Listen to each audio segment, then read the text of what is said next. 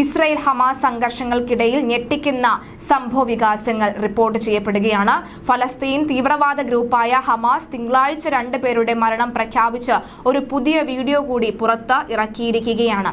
ഇതിൽ ആ 2 പേരുടെ മരണവും റിപ്പോർട്ട് ചെയ്തിരിക്കുന്നത് അല്ലെങ്കിൽ ഇസ്രായേലിനോട് വിളിച്ചു പറയുന്നത് ആ മൂന്നാമതുണ്ടായിരുന്ന ആ പെൺകുട്ടിയാണ്. ആ പെൺകുട്ടിയെ ഇതിനു മുൻപ് നിങ്ങൾക്ക് അല്ലെങ്കിൽ വാർത്തകളിലൊക്കെ തന്നെ ഇടം പിടിച്ച ഒരു പെൺകുട്ടിയാണ്.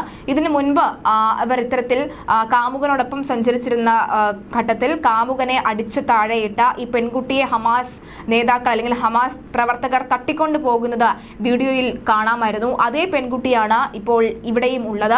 ഈ പെൺകുട്ടിയുടെ മുന്നിൽ വെച്ചാണ് ഈ 2 പുരുഷന്മാരുടെയും കൊലപാതകം ഹമാസ് സ്ഥിരീകരിച്ചത്. ഈ പെൺകുട്ടിയാണ് ഇസ്രായേലിനോട് വിളിച്ചു പറയുന്നത് നമ്മുടെ 2 പൗരന്മാരെയും അവർ കൊന്നുവെന്ന്. ഈ പ്രഖ്യാപന മേഖലയിൽ ഇതിനോടകം തന്നെ അസ്ഥിരമായ സാഹചര്യം രൂക്ഷമായിട്ടുമുണ്ട്. 2024 ജനുവരി 15 പ്രത്യക്ഷപ്പെട്ട വീഡിയോ ഫീച്ചർ പറയുന്നത് ഞങ്ങൾ ഇവരെ കൊന്നുകളയും എന്നാണ്.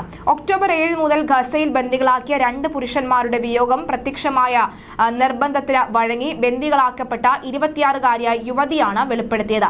വീഡിയോയുടെ കൃത്യമായ സമയം വ്യക്തമല്ല. ബന്ദികളുടെ മരണത്തിലേക്ക് നയിച്ച സാഹചര്യങ്ങളെക്കുറിച്ച് ചോദ്യങ്ങൾ ഉയരുന്നുമുണ്ട്. 53-കാരനായ യോസി ഷറാബി, 38-കാരനായ ഇറ്റായി സുർസിക് എന്നിങ്ങനെ മാധ്യമ റിപ്പോർട്ടുകളിൽ തിരിച്ചറിഞ്ഞ ഈ ബന്ദികളെ നേരത്തെ ഹമാസ് ഞായറാഴ്ച പുറത്തുവിട്ട വീഡിയോയിൽ ജീവനോടെയാണ് കണ്ടിരുന്നത്. തിങ്കളാഴ്ചത്തെ വീഡിയോയ്ക്കൊപ്പം ഹമാസിന്റെ സായുധ വിഭാഗമായ ദീൻ അൽ ഖസാം ബ്രിഗേഡ്സ് ഇസ്രായേൽ സൈന്യത്തിന്റെ ബോംബാക്രമണത്തിൽ കൊല്ലപ്പെട്ടവരാണെന്നാണ് അവകാശപ്പെടുന്നത്. ഈ ആരോപണങ്ങൾ ഇസ്രായേൽ സൈന്യം ശക്തമായി നിഷേധിച്ചു.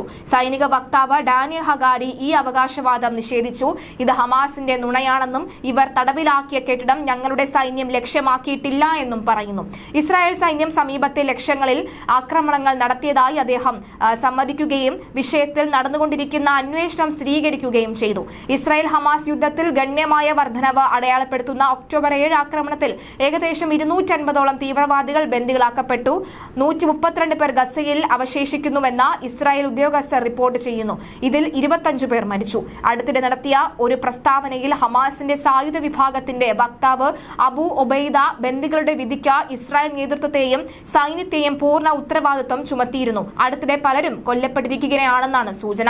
ബന്ദികളുടെ കുടുംബങ്ങൾക്ക് മേൽ ഹമാസ് മാനസിക സമ്മർദ്ദം ചെലുത്തുന്നുവെന്ന് ആരോപിച്ച് ഇസ്രായേൽ പ്രതിരോധ മന്ത്രി യോവ് ഗാലറ്റ് രംഗത്തെത്തിയിരുന്നു.